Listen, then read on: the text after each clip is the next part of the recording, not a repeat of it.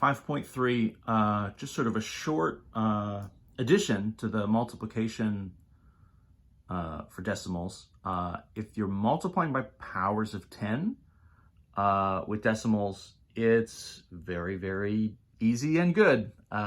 This is sort of the basis for different things like the metric system, the sort of universal, except for America, mostly, except for the US.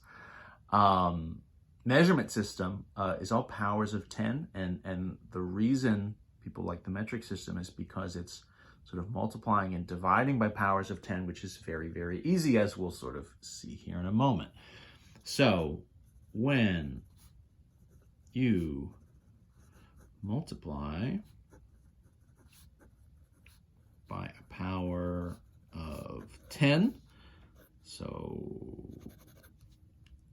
for example, right, 10, 100, 1,000, 10,000, etc., right? When you're multiplying by a power of 10, the digits will stay the same. All you do is shift the decimal point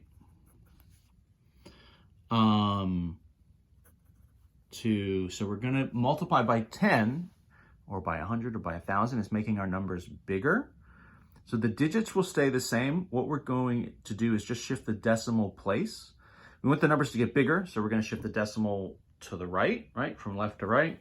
So we're going to shift the decimal point to the right. And how much? By the amount of zeros in your power of 10. So you're going to shift to the right, and you're going to multiply and shift to the right, and you're going to shift it by however many zeros you have, essentially. Every zero in your power of 10 is going to be sort of one decimal shift to the right, because every zero is really sort of standing in for a 10. So let's take this as an example. So let's do 3.4682 times 100.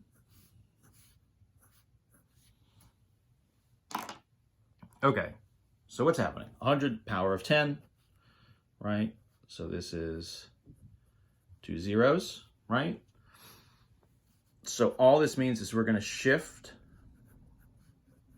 the decimal twice to the right. So 34682, all those digits are going to stay the same. We're just shifting it twice to the right. So 1, 2. So my new number is going to be 346.82. And just like that, we're done. Multiplying by powers of 10 won't change the digits. It's just this place value shift, right? That's all that's happening. The basic idea here, right, multiplying by 10, in theory, when we did this with whole numbers, every time you multiply by 10, you just get an extra zero on the end. That's really a place value shift, right? You're sort of shifting your numbers sort of further to the left in the place values. So this is still what's happening, but because now we have a decimal place, decimal point that's kind of indicating this a little more clearly, it's that decimal point that gets shifted. Let's do, I don't know, 52.987. Let's do that times 10,000, right? So this is 4 zeros. 10,000 is the same number as 10 to the 4, right? So this is 4 zeros. All this kind of stuff, right, is equivalent. All this sort of stuff is tying together. The number of zeros we have is the number of tens we have, is also the number of shifts. Our whole number system, I think, because we have, for the most part, 1, 2, 3, 4, 5, 6, 7, 8, 9, 10. I can't get all 10 of my fingers, right? You know, but just as humans growing up, we have 10 fingers, 10 toes for the most part. And so a base 10 number system, which is what we have, digits 0 through 9, 10 digits, right? Everything is sort of based on tens. So 10 is like a magic number for us. And so multiplying by tens shifts all these place values. Any event, that's more, whatever, philosophical or something. So we're going to shift 4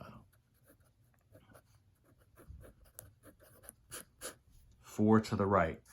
Now this is interesting. What's going to happen? So you say, okay, so 1, 2, 3, and then I'm out of numbers. If I go again, you know, in theory, there's always like as many extra zeros here at the end of your decimal value as you need. So this would be, right, so 5, 2, right, 9, 8, 7, and we need at least one more zero because we were shifting, right, 1, 2, 3, 4, you know, to get to there. You know, would you write that then as 0.0? Probably not. Probably what you would just write is, so what is this, 529,870, right? So multiplying by 10,000 is 4 zeros, and so it means you're shifting 4 to the left. I'm sneaking ahead a little bit, but why don't we also just do division right now? So dividing by powers of 10, I mean, they go together. So we'll do a full decimal division here in the next video, but I'm just going to kind of cheat the order of things here a little bit just because they go together. So dividing by powers of 10, what you're going to do now is shift your decimal point, whatever, you know, to the left rather than the right. So if we're dividing by powers of 10 rather than multiplying, so multiplying is going to make everything bigger. Dividing by powers of 10 is going to make it smaller, right? If we're dividing by 10 or by 100 or by 1,000, our numbers are going to get smaller. But because it's by a power of 10, by its 10 or 100 or 1,000 or more, what happens is your numbers are going to shrink. And so all that means to us now is we're going to shift to the left instead of the right. So if I do, you know, 785.9, but if I divide it by 100, right, instead, I guess I don't need the parentheses here. So what does this mean? Well, 2 zeros, right? And so we're going to shift twice to the left. So this is going to get smaller. The digits won't change. Again, you know, 10 is sort of our kind of magic number as far as not changing our digits. It's the easiest thing to multiply and divide by. So if I just shift this twice, it'll be 7.859.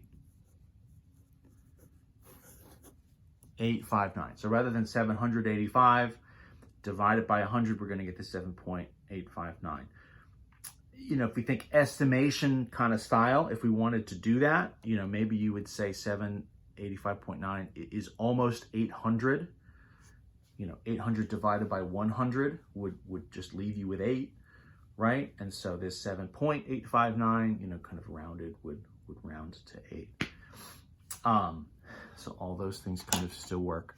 If we had, you know, you might have something really, really big, you know, 53 million or something, right? And let's divide it by 1,000.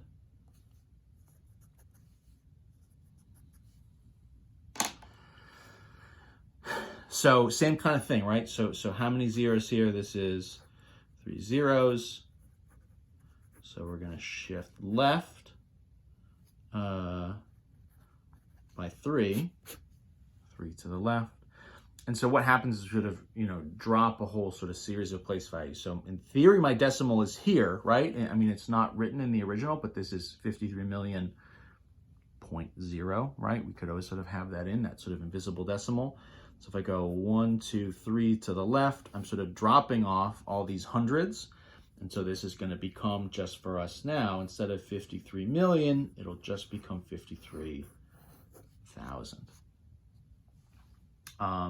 And just like that, you know, we could divide by however big a number, and by however sort of big a power of 10 we want to, and get all these results. So multiplying and dividing by powers of 10, very, very, very fast. You know, one of the nicest things we're going to do really in the whole course. And again, this sort of comes back, you know, later when you do the Technical Math 1 course, or in your sort of programs, you're talking about the metric system and different systems of measurement. The metric system is all powers of 10, doing unit conversions, kilometers to meters to centimeters, you know, grams to kilograms to milligrams. All of those kind of conversions are all powers of 10. And so all it amounts to is just doing these decimal shifts. It makes the unit conversions very, very easy. Compared to, you know, in the American system, you're doing things like 12 inches in every foot, you know, 3 feet in every yard, 5,280 feet in a mile. It's converting with these very awkward values. Now all of a sudden you're multiplying and dividing by 12 and 5280, and it's not particularly easy at all. It's kind of confusing. Anyway, that's all stuff that's coming up later. Powers of 10 for now, multiplying and dividing. Pretty good. Pretty good.